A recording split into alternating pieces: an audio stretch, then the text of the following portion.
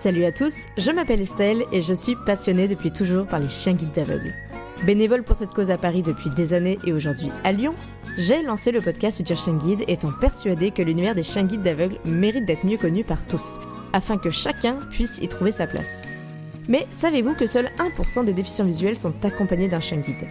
Alors pour mieux comprendre par qui et comment ils sont éduqués, mais aussi pour découvrir leur rôle dans le quotidien de leur maître et les bouleversements à leur arrivée, je vous partage 2 fois par mois mes échanges avec un invité issu de cet univers, maître de chien guide, bénévole et tant d'autres.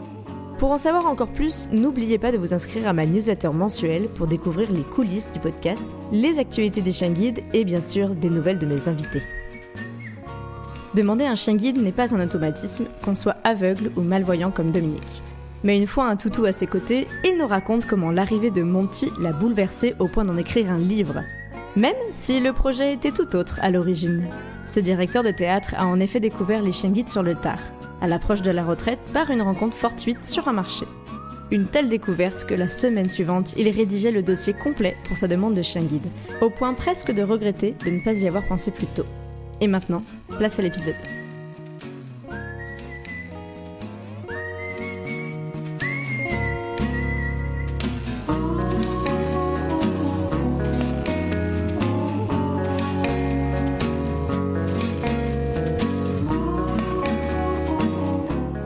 Bonjour Dominique.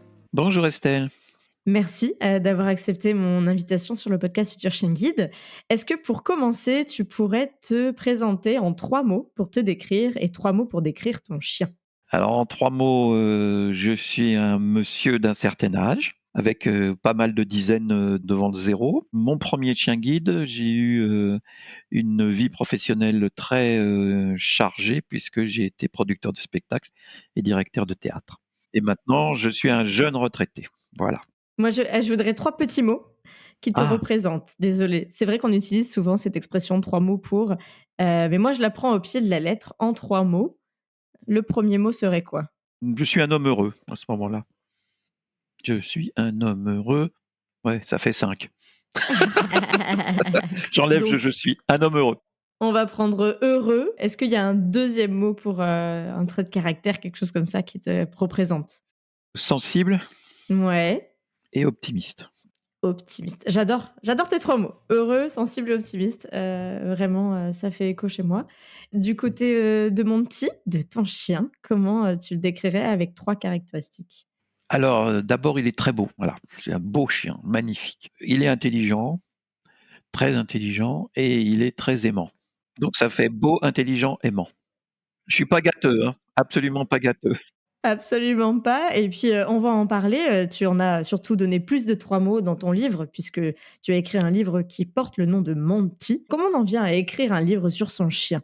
C'est simple, c'est comme c'est mon premier chien guide et comment dire, l'émotion, la rencontre est tellement forte que j'ai eu envie, besoin d'écrire dessus. Et en même temps, je voulais faire 2 choses. Je voulais rendre grâce et hommage aux gens qui s'occupent de tout ça et aussi expliquer aux gens qui ne sont pas dans le milieu du chien guide l'extraordinaire relation. Parce qu'en fait, dans la rue, souvent, beaucoup de gens viennent me voir pour me poser des questions. Et ça m'arrive de faire des fois 1/4 d'heure, 20 minutes dans la rue pour expliquer aux gens ce que c'est que le chien guide. Bah, du coup, le livre répond à toutes leurs questions. Donc, tu vois, il y a plusieurs motivations. Mais la première, c'était quand même l'incroyable émotion permanente, quoi. C'est quand même assez fou, le chien guide, quand tu n'en as pas eu et que tu en découvres un. Je dis souvent, j'ai rajeuni de 10 ans.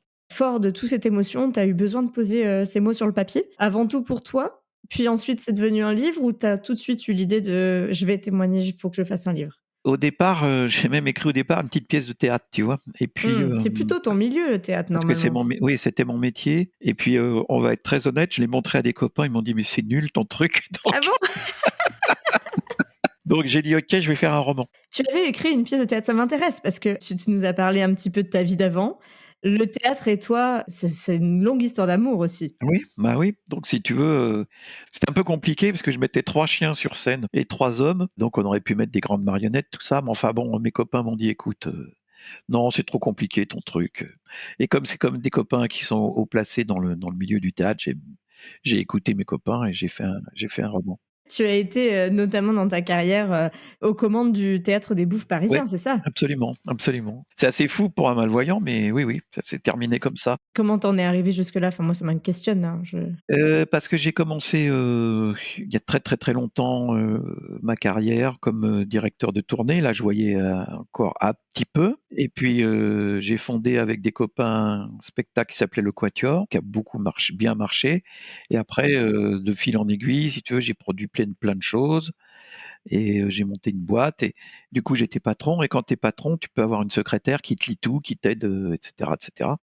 C'était limite plus facile d'être patron, parce que tu étais assisté? Oui, absolument et comme, j'avais, sans doute une fibre artistique, pas faut pas être immodeste, mais enfin, j'avais du flair, donc j'ai produit des choses qui ont bien marché et j'ai fait une très belle carrière, voilà et c'est comme ça que j'ai rencontré Jean-Claude Brialy, en produisant des spectacles chez lui, puisque c'était lui le directeur des Bouffes et quand il est décédé, ses héritiers m'ont demandé de prendre sa succession, tout simplement.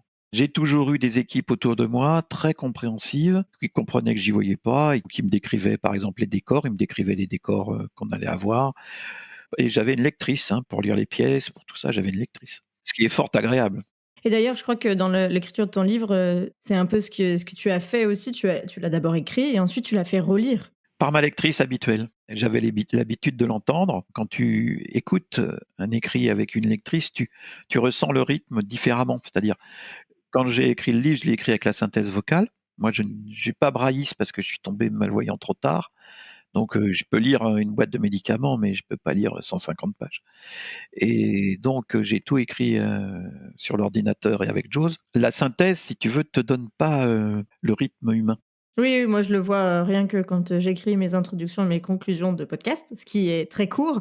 Il faut que je les lise de nombreuses fois pour voir à quoi ça ressemble et ce que ça Parce vaut que parce si que tu veux, en bout de ligne, la synthèse, elle freine un peu en bout de ligne, quoi qu'il arrive. Même s'il n'y a pas de virgule, même s'il n'y a pas de point, elle freine un peu. Et donc, quand j'ai eu fini d'écrire le livre, j'ai demandé à ma lectrice habituelle de me le relire, ce qu'elle a fait. Et du coup, j'ai fait des corrections, voilà. Et puis après, pour la mise en page, j'ai demandé à une autre copine de me faire la mise en page et de me corriger les fautes d'orthographe, parce qu'il y en a toujours, hein, il y a rien à faire. et pour revenir un petit peu, en arrière, Monty, est arrivé, donc on va parler de Monty. Monty, il a un statut un peu particulier. Alors déjà, par rapport au podcast, puisque, c'est le premier élève chien guide de Océane qui a été dans mes toutes premières invitées à l'épisode 6 J'ai vu son épisode, bien sûr. et son épisode, est arrivé au tout début de votre relation avec Monty en plus, puisque c'était, fin 2020. C'est ça. Moi, j'ai eu mon petit en 18, en décembre, pour Noël. Tu connaissais les chiens guides ou parce que tu nous Non, disais, que tu as perdu la vue un petit peu, tu oui, pouvais bah, voir un peu? moi j'ai une rétinopathie pigmentaire, donc si tu veux, je l'avais de naissance, mais ça s'est dégradé au fur et à mesure des années. À 20 ans, j'ai perdu la lecture. Donc déjà, c'est commence à être emmerdant si tu mais même la lecture a grandi, hein, perdu la lecture et puis on va dire, il y a 15-20 ans, j'ai perdu la vue de nuit, c'est-à-dire totalement quoi. La nuit, c'était l'horreur. Mais comme j'étais très entouré, si tu veux, aussi bien par mon épouse que par, mes employés et cetera, comme j'ai dit tout à l'heure, qui étaient tous très dévoués, je me démerdais pas mal, tu vois? C'est-à-dire, mais un jour, c'est complètement par hasard, on a rencontré une dame, qui s'appelle Valérie Hubert, qui, est une, famille d'accueil sur le marché de Saint-Germain-en-Laye, tout à fait par hasard, ça je le raconte dans le bouquin. Ça a été là le déclic, si tu veux. C'est par cette rencontre avec cette dame et le chien qui s'est mis, dans mes jambes et tout ça et je me suis dit: «C'est pas possible, c'est ça qu'il me faut». Et là, j'ai fait ma demande et effectivement 2 ans après, j'ai eu le chien. Et elle avait, quel chien à cette époque-là, Valérie? Valérie, elle avait un petit labrador blanc, je sais pas comment il s'appelle. Parce que tu sais qu'elle est passée sur mon podcast aussi, Valérie? Ah bah non! Et bah Bah si! alors, on a toute la famille et bah Eh bah, je ne donc savais pas que c'était cette Valérie. Elle est passée dans un épisode un peu spécial, l'épisode 40, elle nous a livré un épisode en immersion. C'est un des formats que j'avais créé, que peut-être je vais refaire, un jour, où en fait, elle m'a envoyé des vocaux en amont de l'épisode, sur WhatsApp.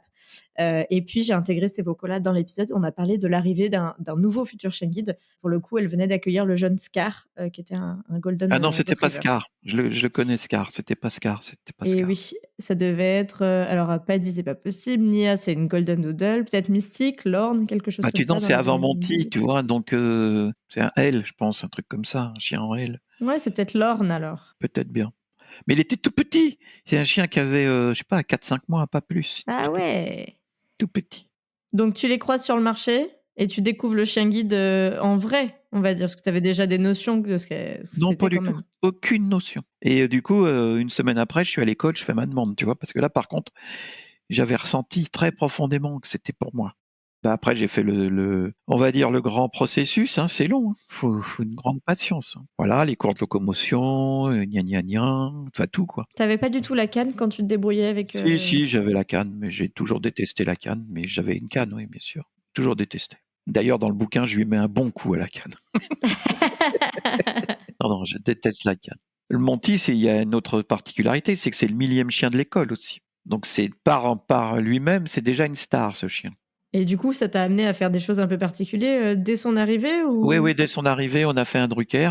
Bah, ça m'a pas été trop difficile pour moi, puisque je connaissais quand même bien le milieu des médias. Mais on a fait ça, on a fait Europe 1. Enfin, il était à peine là que ça y est, c'était parti. Et c'est vrai que quand tu arrives avec un chien guide dans un média, tout le monde regarde le chien. Toi, t'existes pas, hein. C'est vrai que tu as fait la tournée au final, avec mon petit, vous avez fait une bonne tournée, enfin c'est pas une promo, c'est juste c'était événement, quoi. Événement, enfin, quand il est le millième et quand j'ai sorti le livre il y a 2 ans, hop, c'était reparti. On a refait une petite tournée de. Donc ce chien-là est une. Voilà. Et puis bon, il a l'habitude, il est trop marrant, hein, aucun souci, hein. Le plus rigolo, c'est que sur le plateau de Michel Drucker, le plateau est lumineux par-dessous et le chien, il voulait pas m'emmener et on comprenait pas pourquoi. Donc j'ai appelé son éducatrice qui était là. À l'époque, elle s'appelait Julie. Et en fait, Julie m'a expliqué que le chien pensait que c'était de l'eau, tu vois? Parce que comme le plateau était transparent avec de la lumière dessous, pour lui, ça faisait comme une surface aquatique et donc il voulait pas que je marche dans l'eau. Donc elle a été obligée, elle, de le faire marcher sur l'eau, c'est le cas de le dire. Et après, ça s'est bien passé. Mais il n'y aurait pas eu Julie, le chien, il m'aurait jamais emmené. Oui, donc heureusement qu'elle était avec toi en coulisses, Ben oui. Et comme quoi, c'est quand même des chiens hyper prudents, quoi. Il n'y a pas de mystère, c'est incroyable. Oui et puis, du coup, lui, il interprète, différemment ce que nous, on a créé en tant qu'humains. On crée des trucs qui pour lui, sont en dehors de sa réalité, quoi. Ça n'existe pas. Un sol transparent, pour lui, ça n'existe pas. Donc tu as fait la tournée et émotionnellement, ça t'a bouleversé, pas la tournée en tant que telle, mais l'arrivée de mon petit? Ah, même la tournée par moment, tu sais, c'est quand même très émotionnant de parler intimement de ce que tu ressens avec le chien quand même. C'est pas, non, c'est pas neutre. Tu fais pas ça comme prendre le petit déjeuner. Non, non, c'est pas neutre. L'émotion avec le chien, elle est permanente, hein. C'est permanent. Même encore maintenant, tu as des moments, tu te dis mais c'est pas possible qu'il soit aussi intelligent. C'est pas possible. Enfin, aussi intelligent, aussi prudent. Il se dévoue, quoi. C'est incroyable. Tu avais déjà eu des chiens avant mon petit? Oui, oui, oui, oui, j'en avais eu. C'est pour ça, le monde du chien ne m'était pas inconnu. J'avais des chiens quand j'étais petit, et j'aimais tellement les chiens, je dormais avec. Alors, quand on me cherchait, j'étais dans les paniers j'ai toujours eu des grands chiens, donc j'étais dans les paniers du chien. Alors ça aide, hein, effectivement, d'être à l'aise, si tu veux, avec le toucher, avec le chien, ça a une odeur. Moi, j'adore l'odeur des chiens. Les gens, ils vont me dire un chien mouillé, ça pue. Moi, je trouve pas. J'ai l'habitude, ça sent le cuir, quoi. Mais bon. Mais c'est sûr que ça peut faire peur, hein. Ouais, et puis bon, tu vois, moi, brosser le chien, ça m'amuse, enfin, je suis bien avec eux, j'ai pas de soucis. Oui, tu avais pas cette réticence-là et ça a fait, couler de l'encre et des écoutes, hein, sur le podcast là, en janvier.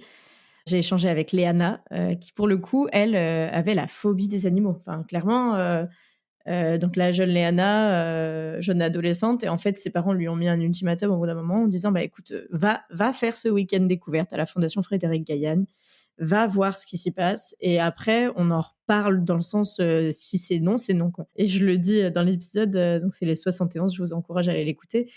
Elle a pleuré 2 heures entre, Marseille et le Vaucluse, pour ne pas aller à la Fondation et elle a pleuré 2 heures au retour Pour y pour ne pas retourner. quitter la Fondation.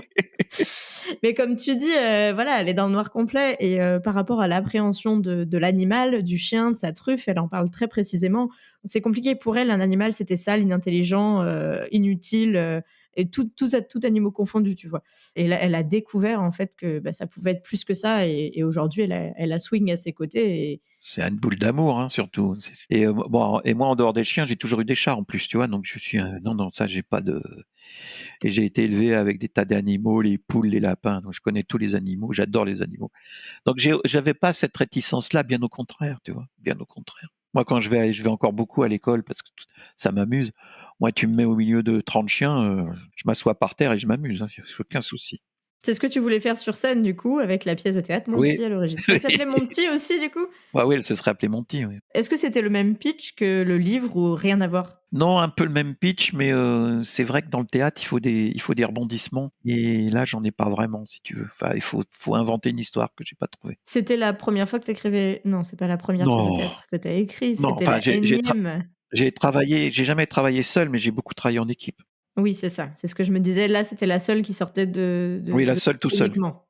Et c'est le seul roman tout seul. Je me suis pas fait aider exprès. C'était aussi un défi par rapport à moi-même, tu vois? C'est toujours assez rigolo d'imaginer qu'un malvoyant qui peut pas lire va écrire un livre. C'est quand même rigolo. Mais il peut être lu en braille, ce livre? Oui, il a été transcrit en braille, à Toulouse. Alors je sais jamais le nom de l'institution. C'est le Centre de transcription et d'édition en braille, le CTEB. Oh, tu forte.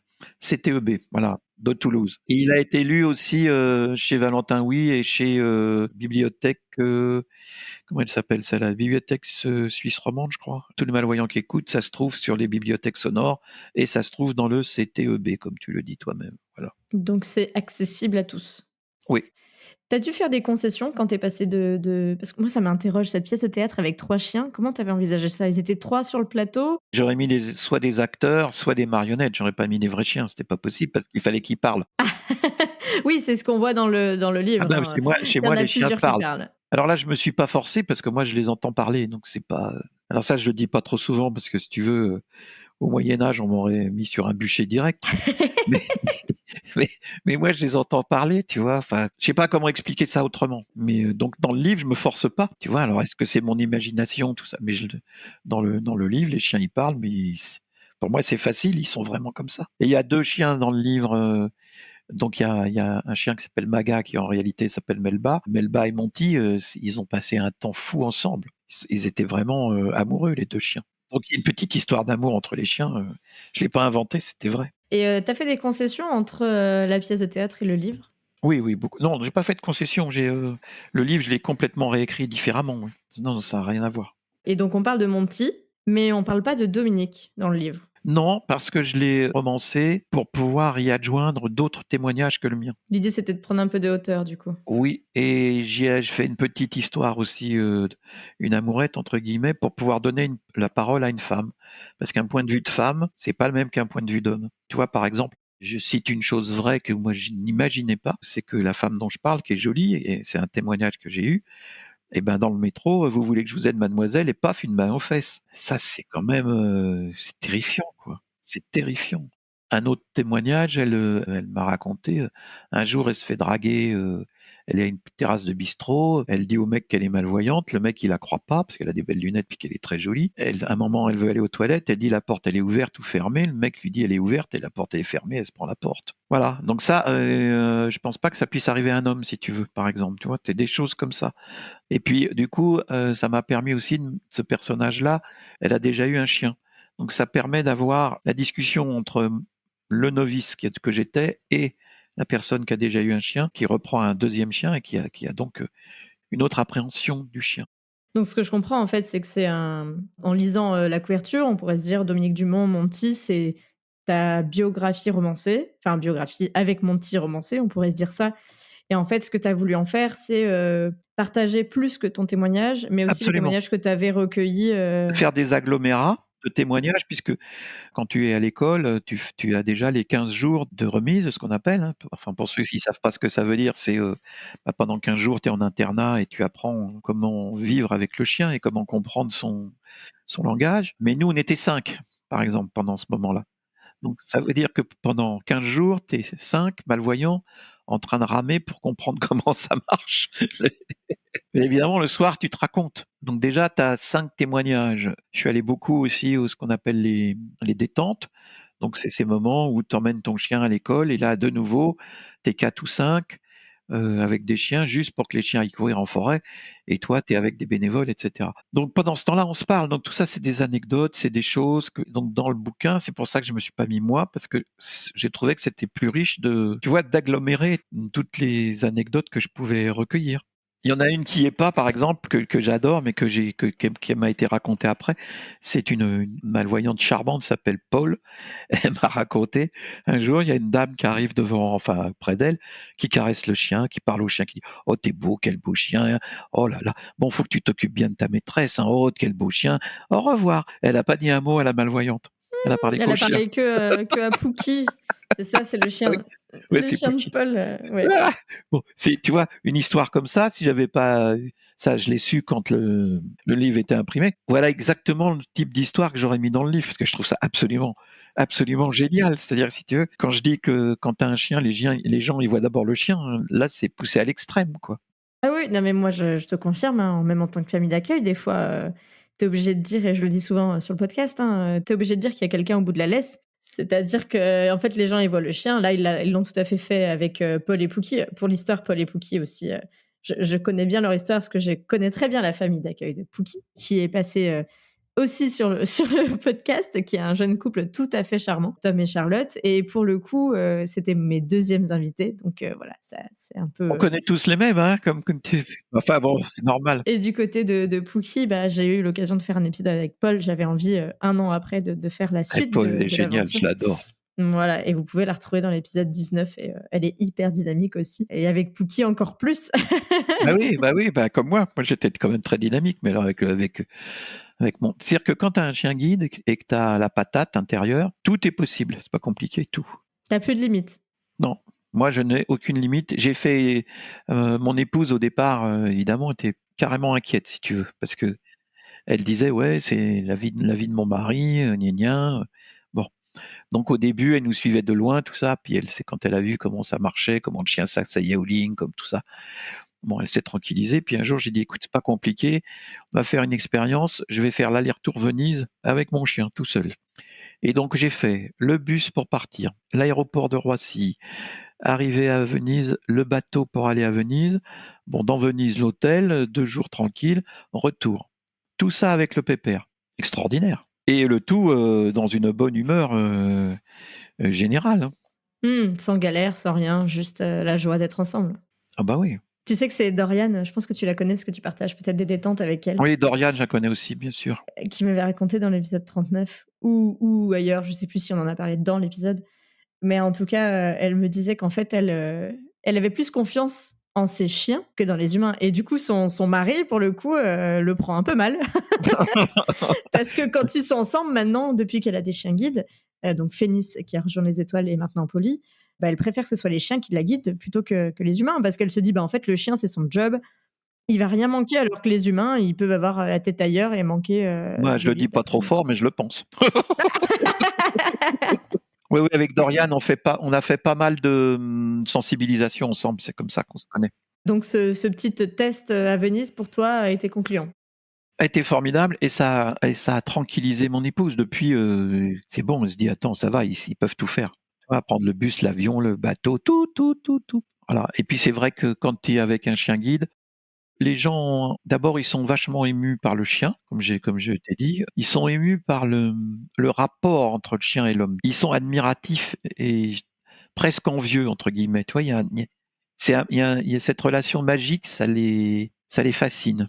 Moi, quand je prends l'avion avec le chien, ça se termine par photo avec les hôtesses de l'air, photo dans le cockpit. Enfin, c'est à chaque fois, c'est c'est 10 minutes tu vois, à chaque fois, c'est la grosse fête, quoi. Tu voyages beaucoup Ouais, avec, mon petit? ouais, ouais, je voyage beaucoup. Tant que j'ai la forme, je bouge. Tu voyages, alors côté professionnel, pas Bah, forcément, plus plus côté maintenant, loisirs mais maintenant? oui, maintenant côté loisirs, oui, loisirs. Train, avion, je voyage beaucoup. Voiture, évidemment, mais c'est pas moi qui conduis ni lui, hein. Ah zut! Je discutais l'autre jour avec un déficient visuel qui me disait qu'il avait encore le permis, mais bon, que Oui, sa c'est femme ne moyen. voulait plus qu'il prenne la voiture. C'est moyen. Non, moi, j'ai jamais pu conduire, de toute façon. C'est un problème réglé. Je me demandais si, dans toute cette aventure avec Monty, il y avait quelque chose que tu avais appris ou découvert, que tu avais jamais, envisagé avant même de croiser, Valérie, avec son petit labrador au marché? Ah, il y a beaucoup de choses, que tu découvres parce que c'est cette relation avec le chien, si tu veux, qui est une relation homme soi-disant animal, c'est-à-dire, c'est là que tu te rends compte que c'est pas qu'un animal, que c'est une personne. c'est une personne entière. Moi, je vais loin, hein, je dis qu'ils ont une âme. On est en relation d'âme à âme et d'esprit à esprit. Et c'est pas du baratin, si tu veux. C'est-à-dire que je pense qu'on est vraiment, comme ils disent à l'école, un binôme, mot que je déteste. On est un couple et que, si tu veux, moi, ça m'amuse des fois quand faut que je sois en forme et que lui soit en forme. Mais des fois, je m'amuse à le conduire en pensée. Tu vois, je suis derrière mon chien et je me dis, tiens, on va prendre la deuxième à droite. Allez, deuxième à droite. Je pense deuxième à droite, je dis rien. Oui, deuxième à droite, il tourne. Et ça, c'est pareil, c'est un truc à se faire brûler sur les planches du Moyen Âge. Bon, alors j'en ai parlé aux éducateurs qui me disent, ah oui, oui, nous, on nous l'a déjà dit. Alors j'en ai parlé à d'autres malvoyants qui ont des chiens. Bah, il y en a beaucoup qui te disent la même chose, hein. Oui, il y a une réelle connexion entre vous de toute Voilà, façon. et cette connexion-là, si tu veux, alors je pense que les gens qui ont des chiens de compagnie, ils ont déjà une forte connexion. Mais nous, la différence qu'il y a, c'est que d'abord, nos chiens, on les a 24/24, c'est-à-dire même quand il dort, il est au pied de mon lit. Tu vois, là, on en fait l'interview, ben, il est à mes pieds. Ce chien ne me quitte jamais. Mais quand je dis jamais, c'est jamais. Et en plus, il travaille avec nous et pour nous. Donc cette connexion que les gens peuvent ressentir, nous, elle est multipliée au centuple. Donc moi, d'un point de vue spirituel, si tu veux, je me dis, l'animal est pas si inférieur que ce qu'on nous a bassiné depuis Descartes. Tu vois, c'est l'homme qui est maître de la nature, qui est supérieur. Non, non, non, non. Je pense qu'on tout ça est faux. Enfin, pour moi, hein. Tu touches du doigt un peu, la connexion. Moi, j'ai été intimement persuadée à la fin de vie de la minette que j'avais chez mes parents, qu'elle a su que c'est bon, qu'elle avait fait 17 ans, mais c'était le bon moment pour partir, tu vois? Bah, bien sûr. Je le disais dans l'épisode, qui sera sorti à cette date, dans l'épisode avec Sylvie, où on parle du deuil du chien, un sujet un peu compliqué. Et je le disais, moi je témoignais par rapport à Volvic, du coup, cette minette que j'ai eue au collège. Bah, je suis partie de chez mes parents, elle y est restée. J'allais pas lui faire vivre ma vie d'étudiante à changer tous les trois jours, de petit appartement. Les chats, ils aiment pas qu'on les change de lieu. À chaque fois, je me disais, bah, peut-être que quand je vais revenir, le temps que je revienne, elle sera plus là parce que, bah, à partir de 12, 13, 14 ans, enfin, moi, je suis assez cartésienne et je pensais un peu à tout ça. Et en fait, elle est partie à Noël, de ses 17 ans et demi, quelque chose comme ça. Moi, j'étais enceinte, mais personne ne le savait à part mon compagnon et moi. Et la chatte. Bah, oui, oui, elle, je lui avais dit aussi, tu vois? C'est sûr qu'elle le savait. On a fait Noël ensemble. On avait un chien, en plus, à Noël, un élève chien guide, Saga, qui était avec nous. Pour le coup, Volvic, elle, n'aimait pas les chiens, tu vois? Chacun son territoire, et là, je me souviens de ce Noël où elle est passée entre les pattes du chien, tu vois? Genre, le chien était debout, elle est passée dessous pour aller manger ses croquettes alors qu'elle marchait plus trop mal, enfin bref. En mode, bon, coûte que coûte, tant qu'à profiter jusqu'au bout des Oui, 3 c'est ça, oui. croquettes. Non, j'étais très, très surprise et on est parti après Noël 2, 3 jours et quand on est revenu, bah, voilà, elle était allongée devant le garage, on s'est occupé de son petit corps et voilà, mais et bon, pour moi, en plus, avec les émotions de la grossesse, c'était encore beaucoup plus compliqué, émotionnellement parce qu'avec les hormones, c'était bien bien bien difficile à vivre tout ça, tout en ne disant pas que j'étais enceinte à mes proches. Voilà, je me suis dit: «Elle sait qu'il y a un nouveau cap, qu'on avait prévu de déménager de la région parisienne pour revenir dans notre région lyonnaise, que, j'allais avoir un nouvel être à m'occuper», enfin voilà, et à me recentrer, Je suis sûr de tout ça. Et ça, si tu veux, mais c'est pas. Alors, c'est compliqué de parler de ça, hein, parce que beaucoup de gens te regardent ou me regardent en se disant, mais ils sont complètement malades. Bah, oui, mais bon, moi, quand je recueille tous vos témoignages, tous ne le disent pas et ne mettent pas ces mots-là très précis sur, votre relation. Moi, je dis pas binôme, je dis duo. Enfin, Oui, oui, oui. Moi, j'ai l'horreur de binôme. Moi, je dis couple, tu vois, c'est encore pire. qu'est-ce que tu n'aimes pas dans le mot binôme? Je trouve que c'est technique. C'est mathématique, justement, c'est sans âme. Alors en même temps, je comprends parce que si tu veux, les écoles, ils vont pas prendre ce risque de ce que je suis en train de raconter parce que c'est pas leur boulot. Leur Non, boulot, puis c'est une c'est de perception très, personnelle de toute façon. oui, oui, c'est une perception, presque théologique. Donc si tu veux, il y a un moment, bon, tu crois en Dieu, tu crois pas en Dieu, tu crois à l'esprit, tu crois pas aux forces de l'esprit. Donc il y a un moment, l'école, ils vont pas rentrer là-dedans. Donc pour moi, c'est un non technique, puis leur boulot, c'est d'éduquer des chiens pour que ces chiens soient performants, c'est pas mais moi, je trouve que le chien guide, ça va beaucoup, beaucoup, beaucoup plus loin que le simple fait de guider. Pour moi, après les autres, ils pensent comme ils veulent, mais pour moi, c'est beaucoup, beaucoup plus loin. Oui, c'est plus que, une canne avec 4 pattes, quoi. Ah bah, ça n'a rien à voir, c'est beaucoup plus. C'est beaucoup plus. Mais déjà, en plus, c'est des boules d'amour, tu vois? Le matin, c'est un quart d'heure de câlin, de gna gna, puis la promenade, puis tout. Un quart d'heure, 20 minutes, je m'occupe que du chien. Mais lui, il est tout le temps de bonne humeur le matin. Si toi, tu te lèves, si t'es cassé, t'as des soucis, machin. Ah, l'autre, il arrive, il te met des coups de truffe, allez hop, là, on y va, et je te fais des révérences, et je te file des coups de patte pour descendre plus vite. Oh, c'est tout. T'as plus, tu vois, ça te remet dans une autre humeur. Dans une légèreté un peu, Oui, c'est ça. que notre cerveau d'humain n'a pas Oui, forcément tout le temps. c'est ça, c'est cette légèreté, genre, c'est une joie de vivre, hein. Oh, on est en vie, c'est bien, quoi. Allez, on va voir dehors. Allez, on va voir dehors. Oh, toi, tu es là. Oh, puis il pleut. Oh, bon, puis tu mets tes bottes et puis tu sors et puis après, tout va bien. Et je crois que Océane nous avait confié, des habitudes qu'elle avait prises, on va dire, avec, Monty. Ah ouais. Et je crois que vous avez été un petit peu surpris, L'histoire des de cette chaussettes. oui! Que vous avez été Ah, un peu surpris, de voir tout ça, quoi. alors, donc, le tour d'Océane, c'est que le chien enlève les chaussettes. Voilà, ça l'amusait, parce qu'elle était très jeune quand la famille d'accueil d'Océane, il y a ses parents, Ariel et Thierry, et puis il y a Océane et sa sœur. Et donc, elle faisait, je sais pas, elle devait peut-être avoir 15 ans ou 16 ans quand elle a eu Monty. Donc, les gamines, ce qui la faisait marrer quand elles revenaient du sport, c'est de mettre les pieds sur la table et le chien tire les chaussettes et enlève les chaussettes. Bon, bah, il a continué, hein. Et le pire de tout, c'est que la chaussette, une fois qu'il l'a, il la rend pas. Il court avec. C'est un trophée. Mais je crois qu'elle m'avait raconté que vous êtes en contact et vous entretenez On de se très voit tout bonnes le temps. relations. On se voit tout le Voilà. temps. Et que, les premiers temps, elle avait dû vous confier qu'elle lui avait appris ça parce qu'en fait, elle pensait pas qu'elle allait le reproduire. Bah oui, il a le prot et puis en plus, si tu veux, vraiment son grand jeu, c'est d'aller piquer, même sans me les enlever des pieds, c'est quand même, s'il y a une paire de chaussettes qui traîne par terre, c'est de prendre la paire de chaussettes et de courir avec, d'aller au fond du jardin. Enfin, quand on m'a, là, c'est être, puis plus ma femme court derrière, tu pars, plus ça l'amuse. Oui, oui, bien sûr. C'est un gosse à ce niveau-là, hein. Et oui, oui, il a reproduit, bien sûr, mais c'est drôle, c'est drôle. C'est ça qui est marrant avec le chien guide, si tu veux, c'est que tant qu'il est à la maison, c'est un gosse, tu lui mets son harnais, c'est un soldat. Ah, le mien à la maison, il est gai, hein. C'est un très, très, très, très rigolo chien, hein. Et la balle, et les chaussettes, et les jouets, je déménage ma couverture parce que ça me plaît pas d'être là, et enfin bon, c'est vivant, hein. Et je me demandais, si, tu as été bluffé par ton chien, par Monty, une fois, et qui reste un souvenir très marquant pour toi? Ah bah, il y a plein de bluffs, hein. Bon, un des grands bluffs, si tu veux, c'est bon, c'est classique, c'est la désobéissance intelligente. Ça reste toujours un grand bluff, hein. C'est-à-dire, pour tous ceux qui connaissent, c'est évident. C'est-à-dire, t'es sur un trottoir, tu marches tout droit, il y a une voiture garée sur le trottoir, le chien il s'arrête et il t'explique que bah, que tu peux pas passer et que alors le mien, il propose toujours de traverser, de faire l'autre trottoir.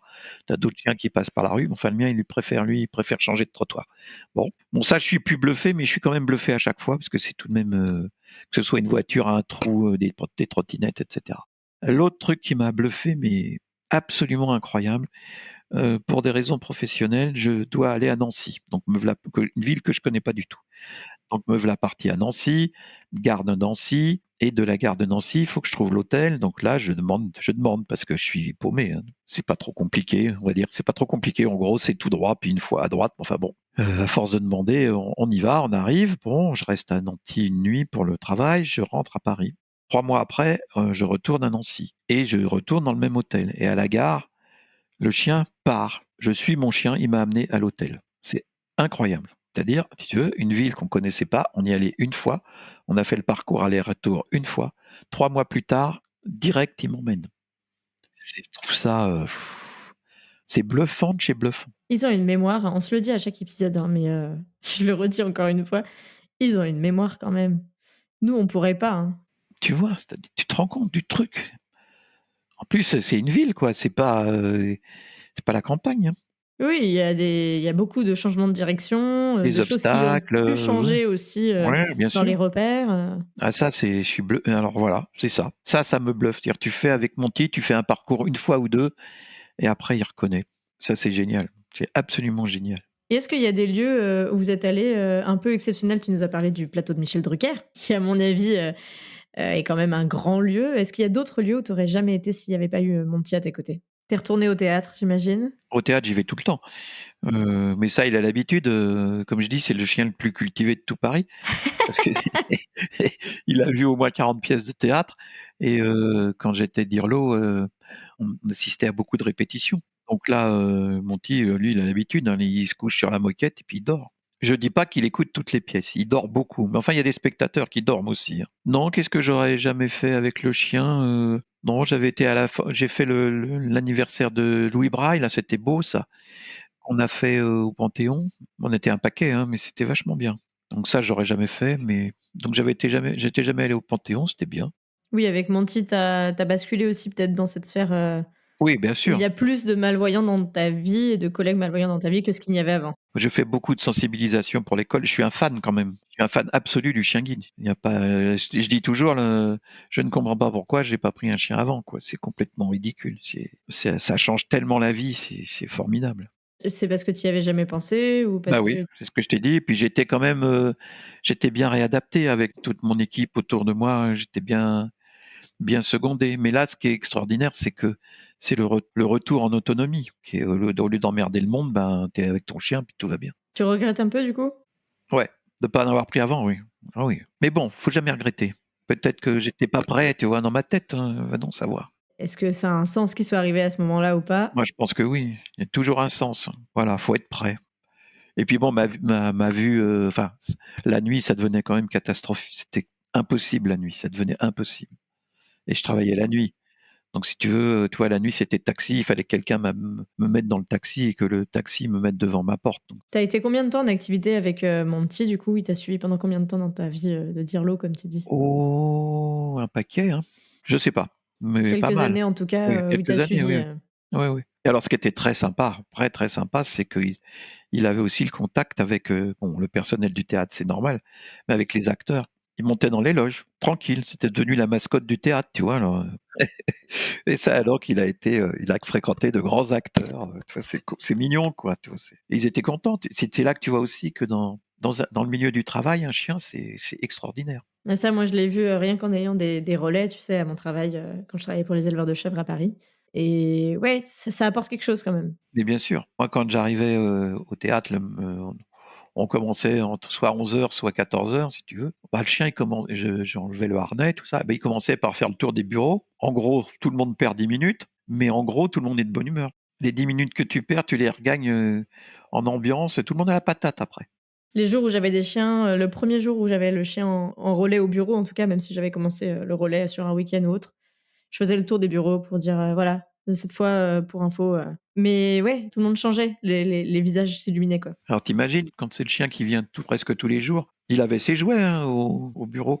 Et alors il avait des peluches qui évidemment il dévorait comme d'habitude. Et tu sais que dans les théâtres il y a des costumiers. Enfin on avait un costumier et le costumier recousait régulièrement. Il recousait l'hippopotame, la girafe. Même ça c'était devenu une espèce de gag, tu vois, à la période. Parce qu'après tout le monde dit ah il a été opéré du ventre, tu lui parce qu'effectivement, elle prenait des coups. Hein. C'est quand même une bouche de labrador. Hein. Quand ça s'y met, ça mange. On arrive vers ma question de fin un peu rituelle de ce podcast. Je demande toujours quel est le pire et le meilleur moment avec votre chien guide, avec mon petit. En commençant par le pire. Le pire moment, c'est terrible. C'est terrible. Le pire moment, c'est que j'ai été attaqué par un dog de Bordeaux qui a échappé à sa maîtresse. Nous, on était en guidage et le chien s'est jeté sur le mien et l'a mordu au sang. Et là, j'ai paniqué, quoi. Donc, vétérinaire, tout le bordel. 7 points de suture quand même pour cette pauvre bête. Waouh!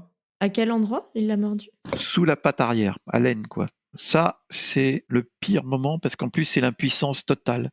C'est-à-dire que tu ne comprends moi, je l'ai pas vu arriver le chien, moi, je vois encore des choses, mais j'ai pas vu l'autre chien arriver et le mien, il était en harnais et en laisse et l'autre, il a même pas tourné autour, il s'est jeté dessus, tu vois? Donc ça, c'est le pire, tu vois? C'est le pire. C'est le pire de mes souvenirs parce que tu comprends qu'après, tu comprends, et moi, j'étais dans une colère noire parce que bon, elle a lâché son chien, c'est tout. Parce que elle doit peser 40 kilos et le chien 40. Donc ça, c'est le plus mauvais moment. Le meilleur moment avec mon chien, il y en a tellement que je te dirais que le souvenir le plus incroyable, c'est pareil, on sortait de mon théâtre. Donc mon théâtre est dans une rue à sens unique. Donc je me mets dans le passage clouté et je traverse. Sauf qu'il y a une voiture qui recule. J'avais l'habitude d'écouter que d'un côté, hein. C'est toujours pareil. Quand tu es chez toi quasiment, tu manques de vigilance. Voiture qui recule, le chien il s'est couché à mes pieds, donc la voiture, en fait, il m'a sauvé de me taper la bagnole. Bon bah là tu t'agenouilles et tu pleures quoi. C'est pas compliqué. Tu prends ton chien dans tes bras puis tu pleures dessus. En gros. Mais ça c'est beau quand même. Ouais, lui, il a compris ce qui s'y passait et toi, normalement, il y avait pas de voiture dans ce sens-là, quoi. Bah non, puisque c'est de ma faute, hein. Mais moi, je n'écoutais jamais dans ce sens-là. Enfin, tu comprends ce que je veux dire par écouter? Tu te traverses tous les jours, 4 fois par jour, cet endroit-là. Donc, tu fais attention sur ta droite, tu fais pas attention sur ta gauche, puisque normalement, sur ta gauche, personne ne vient. Et puis maintenant, avec les voitures électriques, ils font pas beaucoup de bruit, hein. Les trottinettes électriques, les vélos électriques, les voitures électriques, tu peux tout à fait avoir ça, hein. Donc ça, c'est un souvenir magnifique. C'est un souvenir magnifique. Sinon, j'en ai plein, hein, des grosses rigolades, mais ça, c'est chouette. Puis c'est quand même le chien guide, quoi, tu vois? C'est le chien guide dans sa splendeur. Mais en tout cas, je recommande à tous, de lire ton ouvrage qui est disponible partout, hein. Ouais, partout. Il est même par voie électronique, ceux qui peuvent lire, avec Kindle, ça marche aussi. Enfin, moi j'y arrive pas perso, mais je suis trop nul. J'ai du mal, mais je sais qu'il y en a qui y arrivent. Et donc on peut retrouver, non pas, Dominique, mais, Hervé et Lisa. Donc avec Monty par contre, cette fois-ci. Et puis il y a d'autres personnages, hein, Julie, Stéphanie, bien sûr, il y a tout un roman. Bah, Julie qui est une vraie éducatrice. Et puis, bah, moi, j'avais eu l'occasion de me le fournir, à la porte ouverte, quand on s'était croisés, notamment à la porte ouverte de l'école des chiens guides. Celle de Paris ou celle de Lyon? Parce que j'ai fait les 2. Celle de Paris et pas cette année parce que j'étais déjà sur Lyon. Bah oui, mais cette année alors, c'est dommage parce c'est bien parce qu'ils ont mis toutes les portes ouvertes ensemble, mais du coup, on peut en faire qu'une. Et je vais essayer là en septembre prochain d'en faire 2 parce qu'il y en a une qui fait sur 2 jours et l'autre qui fait sur 1 Oui. jour. C'est laquelle qui fait sur 2 jours l'année C'est la prochaine? fondation Frédéric Gaillan qui fête Ah ses oui, mais 10 je les ans en connais pas plus, moi, je les connais pas. Ils ont fait une belle opération, médiatique là, il y a pas longtemps, sur TF1. Et oui, ça date, d'hier ou d'avant-hier. Et d'ailleurs, quand j'ai enregistré, les épisodes, 70-72, j'ai été à la Fondation Frédéric Gaillan et l'équipe TF1 aussi. C'était mi-octobre et du coup, c'est sorti. Donc tout le monde m'a envoyé ça hier en me disant: «Oh, en plus, c'est la jeune fille, qu'on voit sur ta vidéo que tu as mis sur Instagram». Et je dis: «Bah, c'est oui, j'y étais en même temps, en fait, donc c'est Ouais, pour ça». c'est ça. Donc qu'est-ce qu'on peut te souhaiter pour la suite, Bah, écoute, longue vie à Monty, parce que je commence déjà à m'inquiéter. Il va bientôt avoir 8 ans et je commence à claquer des dents, voilà. Parce que j'ai pas envie de changer de chien, parce qu'il est voilà, je pense que je rentre dans une, période, où je pense que tous les malvoyants, c'est pareil, tous les maîtres chiens qui aiment leur chien, ils ont pas envie de changer de chien, à mon avis, hein. on aimerait bien qu'ils vivent aussi longtemps que nous? Bah, c'est sûr. Donc là, si tu veux, ça commence à me pincer le cœur. Alors donc, voilà, longue vie à mon toutou, bonne santé et qu'il continue, le plus longtemps possible à être avec, moi et un bon de toute façon, moi j'ai la possibilité de le garder plus tard parce que ma femme nous on a un grand jardin et j'ai une femme donc, elle est toujours là à dire: «Oui, oui, je garde le chien, je garde le chien, je garde». Donc on peut vous souhaiter une longue vie, qui de toute façon, se passera jusqu'au bout, même s'il ne te guide pas jusqu'au bout, Ah il fera bah, la il retraite pourra pas, pauvre paisible. pépère. Mais déjà qu'il me guide le plus longtemps possible parce qu'on est bien. Tu vois, je me dis, c'est tellement parfait, comment ça a commencé après, quoi. Eh bien, je t'encourage à écouter quelques épisodes. Ouais. Et puis à réfléchir à tout ça et à échanger avec les collègues, Bah, malvoyants absolument, aussi. bah, absolument. Bah, déjà j'en parle dans le bouquin, la fameuse Lisa, c'est ça. Lisa, elle a un 2e chien, donc c'est important. Ça m'intéressait d'avoir plusieurs personnages pour pas parler que de moi, tu vois? Et donc on retrouve, Monty aux éditions Le Passeur, en version, livre du coup, dans toutes les versions, braille, audio, pas audio, tout ce que vous voulez, grand Tout ce qu'on caractère veut. et cetera. Et merci beaucoup et à très bientôt Dominique. Je t'en prie, c'est moi qui te remercie Estelle, à très bientôt. Merci beaucoup. Et voilà, c'est la fin de cet épisode. J'espère qu'il vous aura donné envie de découvrir ce beau livre, aussi beau que le vrai Monty. Comme précisé, vous pouvez le retrouver sous différents formats, numériques comme papier, et bien sûr en braille ou en audio. Si vous avez apprécié cet épisode où Dominique fait l'éloge de Monty, je vous conseille d'écouter l'épisode 6 avec Océane, qui vous plongera au tout début de l'histoire de mon podcast, mais aussi de celle de Monty, qui a été le premier élève chien guide d'Océane. De mon côté, je vous dis à très bientôt pour le prochain épisode sur l'univers méconnu des chiens guides d'aveugles.